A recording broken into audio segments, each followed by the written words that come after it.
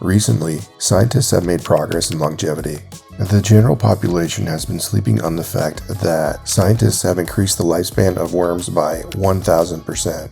They have more than doubled mice lifespans, and human trials on longevity drugs have already begun. Even dogs have received good news. And this year, the FDA is expected to rule on longevity medicine for dogs. At this point, it's safe to say that human longevity medicine will be guaranteed in the future. And there are two reasons why everyone will be taking life-extending medication. But first, let's understand the science. We've been modifying lifespan in the lab for over 80 years. In this 1939 experiment, both of these mice are the same age. And yet, if we look closely, one of them is clearly older than the other. We can regularly increase their lifespan by 40% by feeding them nutritionally dense but calorically depleted diets. And the psychopaths who run these studies have replicated it around 100 times. When the body is going through hardship because it has been depleted of essential nutrients and it's starving, it turns on survival circuits. By staying alive longer, it's an opportunity for the body to survive famine and come out on the other side to have babies. This is why, during times of hardship, fungi form spores, grass dies, and bears go into hibernation. This trait is conserved, and we've replicated this experiment across multiple organisms. And in a human randomized controlled trial, caloric restrictions seem to improve a lot of the biomarkers that were measured. But caloric restriction is pretty miserable, and lifespan extension might only work in certain environments.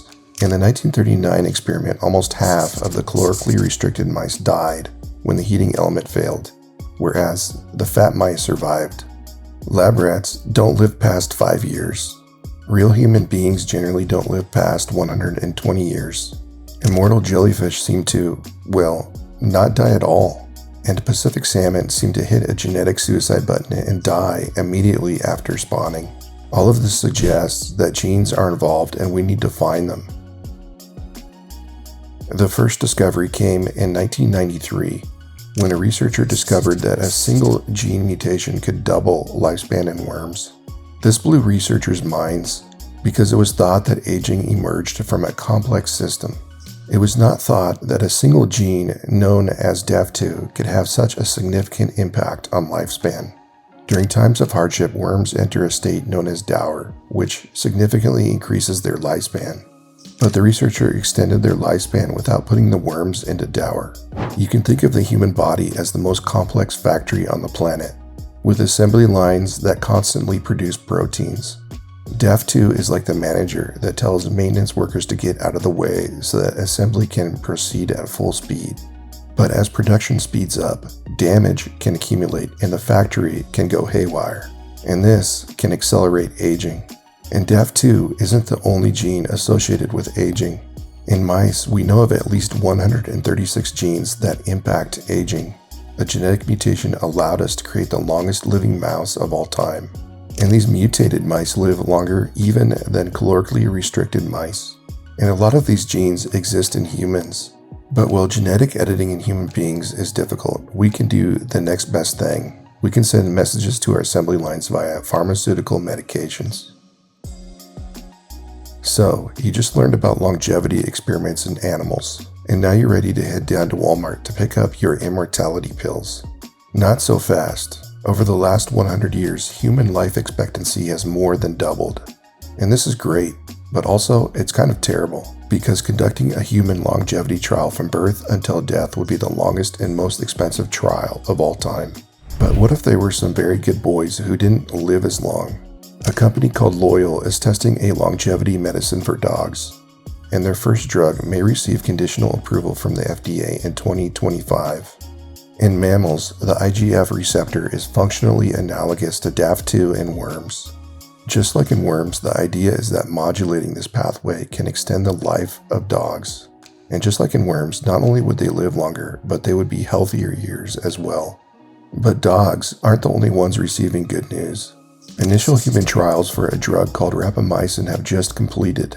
This drug was named for the island of which it was discovered, Rapa Nui, a place that ironically almost went through complete societal collapse. Rapamycin inhibits mTOR. In the body, mTOR listens to the environment.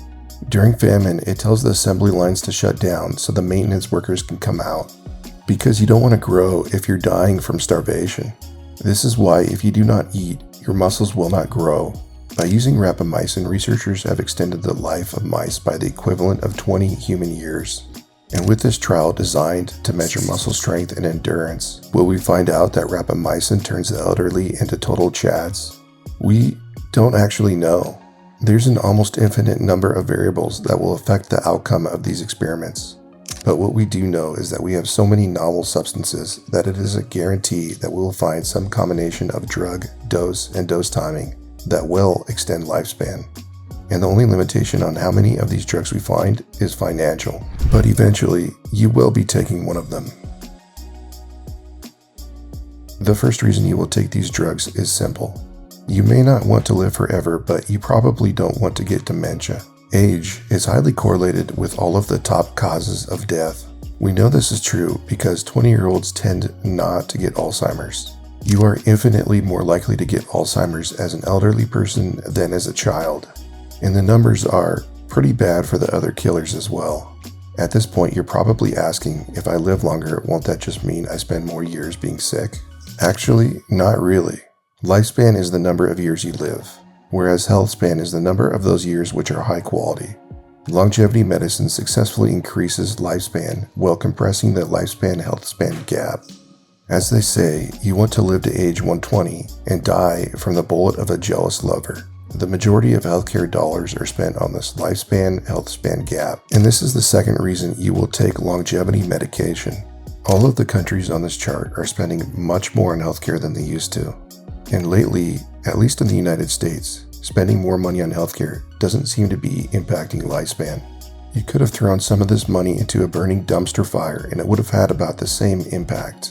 And this is getting worse because the number of people above age 70 is increasing rapidly. On our current trajectory, most of the money in our economy will be spent on healthcare, which means that every intelligent country will invest in longevity medicine for the same reason that we have regulations about seatbelt laws. The cost savings are too attractive to ignore. In this chart on federal research biotech funding, the amount spent on aging is so small it can be barely seen, which is strange considering the fact that longevity medicine could save us trillions of dollars. Despite spending very little money on aging, we've already gotten some promising candidates, and some underground biohackers are already taking these substances off-label. But I cannot recommend this. We're still waiting for human trials to tell us what, when, and how much of these substances we should take. But based on what we know about IGF-1R, you probably want to eat nutritionally dense food and not too much of it. And this is a prescription with no negative side effects, and it will probably increase your health span and your lifespan. Do you have any ideas for videos I should do in the future? Let me know in the comments. Thanks for watching, and remember to like and subscribe to support me.